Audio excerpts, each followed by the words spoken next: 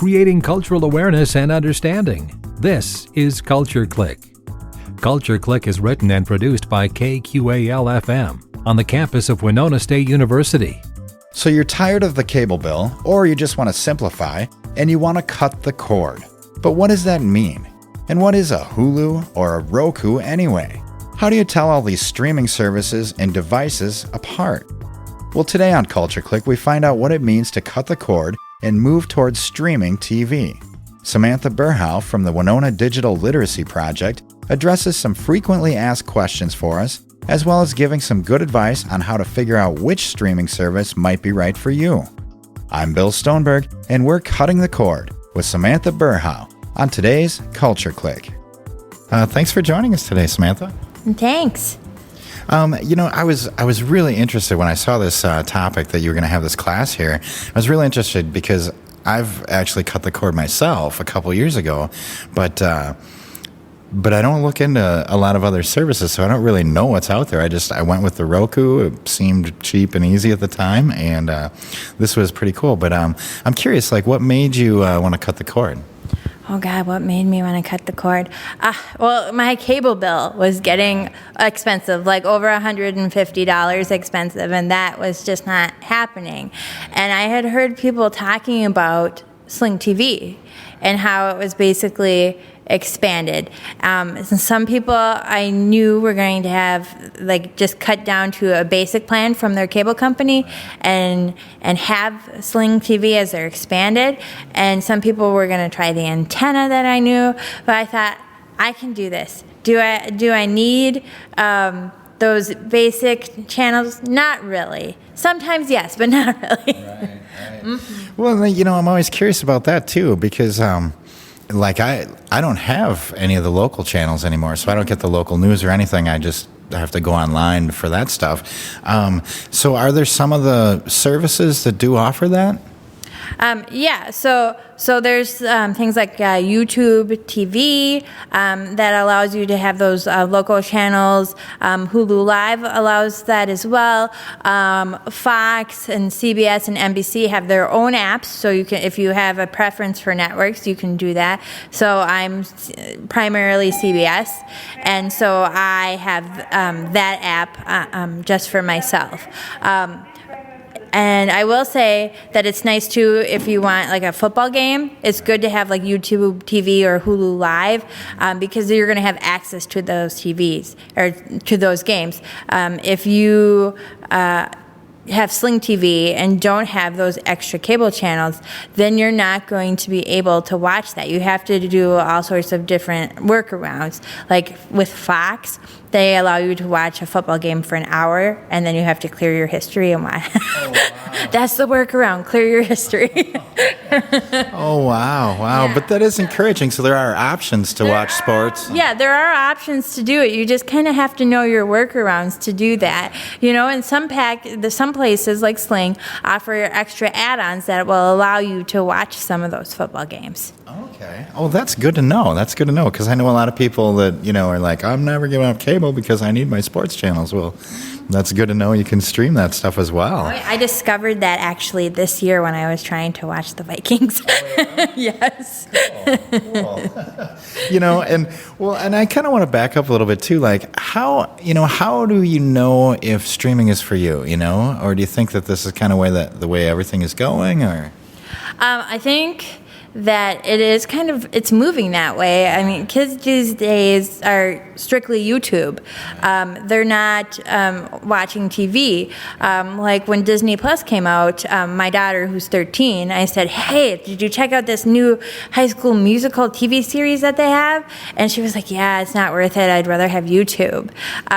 So the kids especially are starting to move towards those streaming services anyway, so I think eventually cable will likely phase out. Maybe not entirely, but I feel like we are moving in that direction in more ways than one. Well, that makes me feel good that I'm going in the right direction then. So how does it generally work? Do you need a device, right? A streaming device? What kind of devices are out there? Yeah, so if you want to watch it on a television set, you need a media streaming device. So this is like a Roku, Apple TV, Smart TV, any of those type of things will get you that free access on your TV. If you just want to even get rid of your TV, sell your TV, and you have a tablet or a smartphone, you can also just get an app and watch these free streaming, or these not necessarily free, not all of them are, but you can watch these streaming services right from your phone. You don't have to have a TV. Okay. But if you have the TV, you need a device, right? You need a media streaming device like the Roku. Okay. And I think you mentioned in your presentation, some TVs now come with that included? Yeah, so that's what a smart TV is. They already include the media streaming device that you would need to watch something like Netflix or Prime Video. Great. Not that I can afford a new TV right now, but so if you have two TVs in the house, and say you wanted to go with Roku or Amazon or something, do you need a device for each TV? You do, yeah. So if you have two TVs in the house, one upstairs, one downstairs, then you have to have a Roku device or a Fire Stick for each TV. Okay. And then after you buy the device, is the content generally free, or do you have to pay like for each service like Netflix and Hulu and stuff? Mm-hmm. So some of them are free. So like during the presentation you mentioned the Roku channel. That is free for people to use. The Pluto channel as well. Others like Netflix and Amazon Prime and Hulu you would have to pay for. Okay. Well, that's encouraging that there's free stuff. I like that. So it sounds like is it cheaper overall then to kind of cut the cord, you think? It depends on how crazy you get with it. Okay. I feel like if you limit yourself on the amount of streaming services you have, then yes, it's cheaper and more affordable. Like if I just want Hulu Live, so I get my Hulu movie library and I get my live TV, but I don't want anything else like the Prime Video or Netflix, we're good. But if I have to have Hulu and Netflix and Prime Video, Disney Plus, then it's going to get a little expensive. Okay, so is it kind of similar to like cable tiers then, where you pay this much for this much, and then if you want to add on other channels or services, you just pay more, right? Yeah, it's exactly like that, especially with something like HBO Now. So HBO, just like with cable, it's an add-on. You pay extra for it. You pay, I think, $15 a month to add HBO. Same with their app or with their streaming service. HBO Now, you have to pay an additional $15 for it, but it could be an add-on to your Hulu account. So then it all comes out of, you have one payment combined instead of having a payment for Hulu and for HBO. It's all one big payment.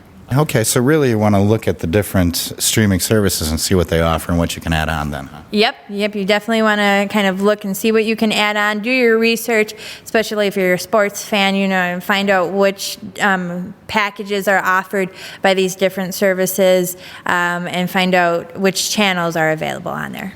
Great. If you have like a limited data plan with your internet service provider, will this cause you to maybe rack up extra charges perhaps? Or? Yes. So if you do have that limited data plan and you're wanting to watch a streaming service like Netflix, the less amount of data you have, the slower the playback will be for you when you're watching. If it's unlimited, it'll be a little faster. 8 gigs, it's not going to be too bad. If you have like a 2 or a 4 gig plan, it's going to be real slow. Okay, so you want to make sure you have the right internet service first then, right? Yep. Mm-hmm. Yeah, so what I was just talking about cell phone service, so if you have that, it's going to depend, but it's same with your internet.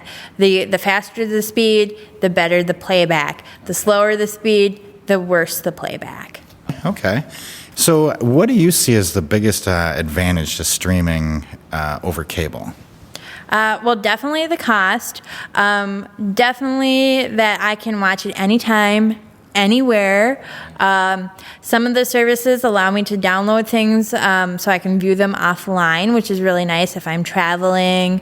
Then if I'm on the plane, I can watch something, or if I'm a passenger, I can watch it too, which is a huge advantage. You can literally take it anywhere with you. Oh, that's great. That is great. So do you think that this is like a fad or a niche market? I mean, I guess maybe you kind of touched on this already, or this is the way things are going to go in the future then, right? Yeah, I feel like it's the way things are going to go, but I don't think all of those streaming services are going to stick around. Those smaller ones might pop up and die. Shortly after, they might not be able to sustain things. And it all comes down to copyright and contracts, and who can get what and how much are they going to dish out for that. So if you have like Netflix, but then they can't get Friends anymore, are you going to stick with them? Is it really worth it? So unfortunately it comes down to that, is who's going to get the bigger program and who's going to pay for the most. And that's why we have those original programs, is because they cannot compete anymore with those movies because of how much they cost. So they're creating their own programming. Interesting. So how could people learn more about streaming? Are there good resources you could guide them to, or maybe here at the library? Or Yeah, so we offer consumer reports, the buying guide, that tells you kind of what media streaming devices you might want, the better streaming services as well. PC Magazine is also a really good source. We carry that here at the library, but you can also view it online. They compare items, tell you who might suit the certain item better than... like if you're like an Android user, it'll tell you that this is better for Android and this is better for Apple and things like that. So they really break things down wonderfully. Good resources here at the library. I like that. And then this, like we mentioned earlier, this is part of the Winona Digital Literacy Project. And how can people find out more about other classes from the Winona Digital Literacy Project? So we have a website. It's winonadlp.org, and that is where we post different things like our classes and resources that you can access. I'm actually hoping to get the resources like the PowerPoint and the handout from today uploaded on the website so people can go back and view it. Yeah, and the handout was really helpful. In fact, it's full of notes now from your presentation. So I would encourage anyone who's interested in this to check out your website and look into it. So, well, this is a great topic, and thank you so much for joining us today, Samantha. Thanks for having me. Thanks again to Samantha Berhaw for joining us today on Culture Clique. To find out more about the Winona Digital Literacy Project, go to winonadlp.org. To keep up on all things Winona and the surrounding area, tune into Culture Clique Thursdays at 12:30 right here on 89.5 KQAL. I'm Bill Stoneberg, and we've just heard from Samantha Berhaw from the Winona Digital Literacy Project on Culture Clique. Creating cultural awareness and understanding. You've been listening to Culture Clique. Support for Culture Clique is made possible by the Minnesota Arts and Cultural Heritage Fund. Culture Clique is produced by KQAL-FM on the campus of Winona State University. For more information, look us up on the web at kqal.org. And thanks for listening to Culture Clique.